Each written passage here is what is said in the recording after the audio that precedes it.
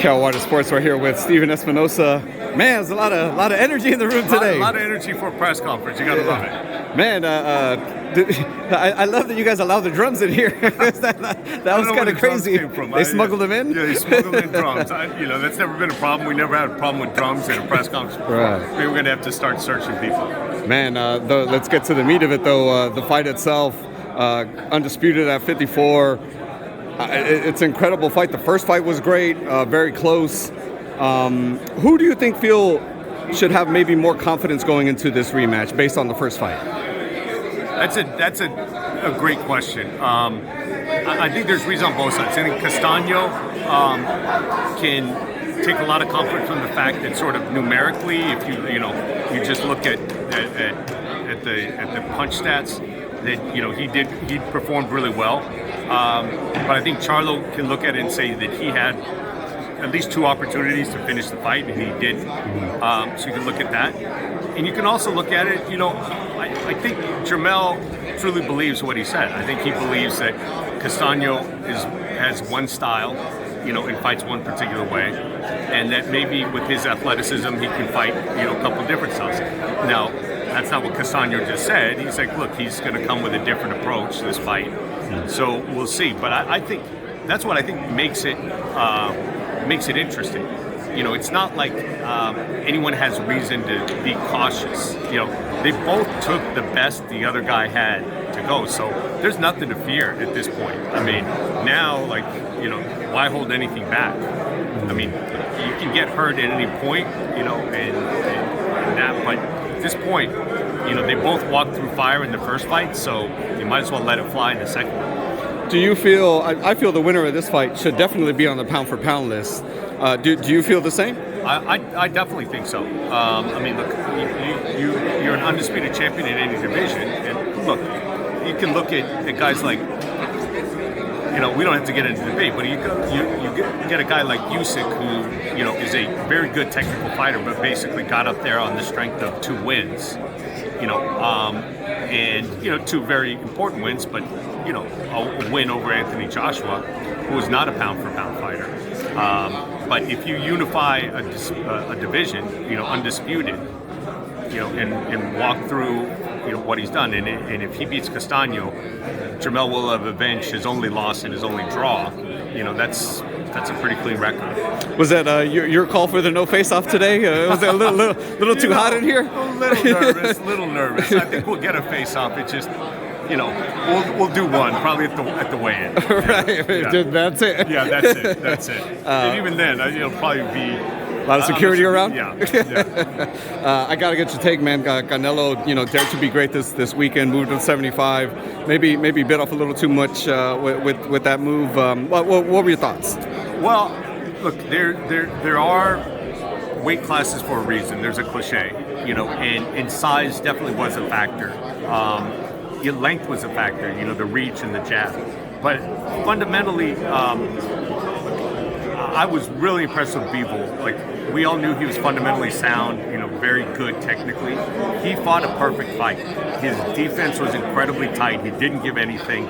He countered the right times. He sort of took breaks at the right times. It was just a clinical performance. It was a perfect performance. And you can't have asked much. And that's what it takes to beat Canelo. So, look, if another fighter put a different performance on at a different weight class, would he have won?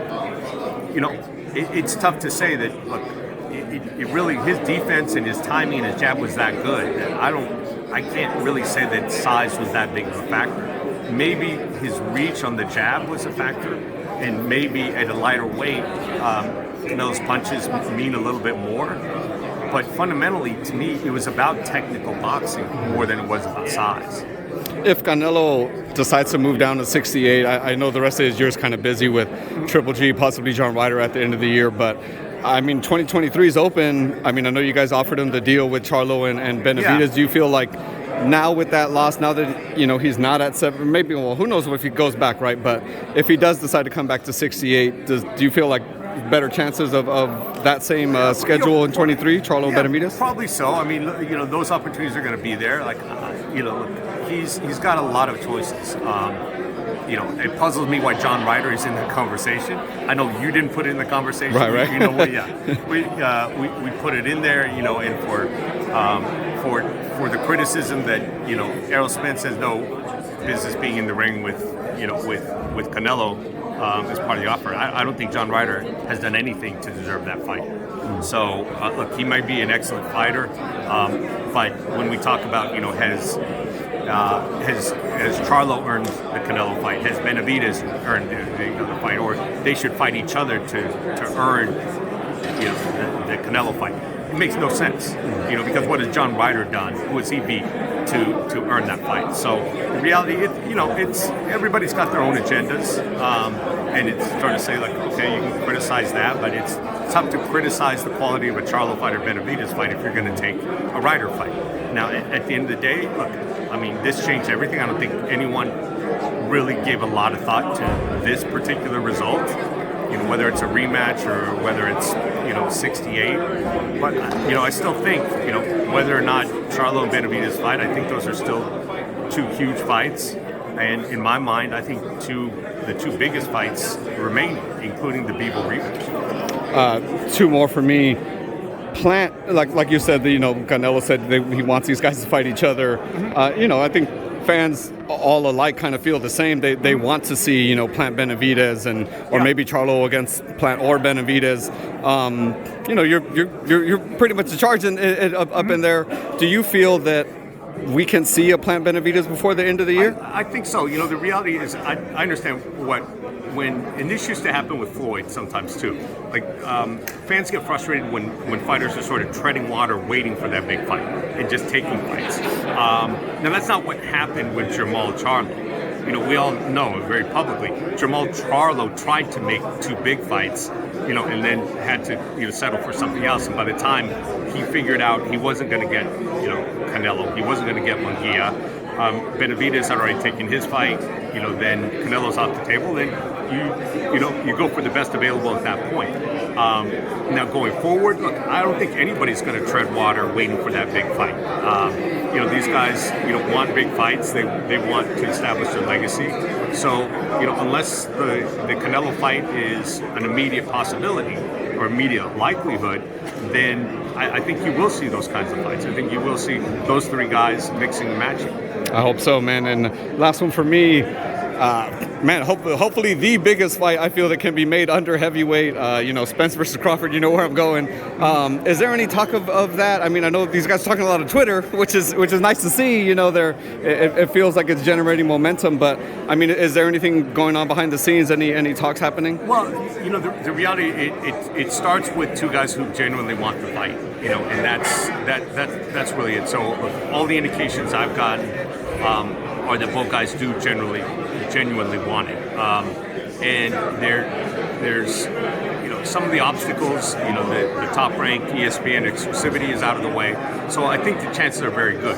In terms of the discussions, I think this is I know there's a ton of interest in it, but it's also sensitive, and I've always said, look, I think the more that people talk about it publicly, the less likely a deal happens.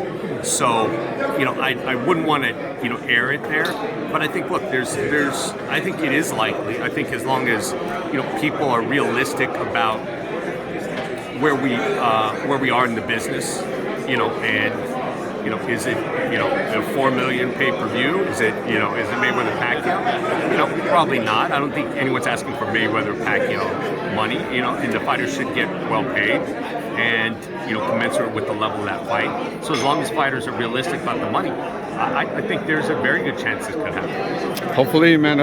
We're putting our faith in it for you, Steven. Thank you so much. I'll take it on my shoulders. Thank you, man. Appreciate you.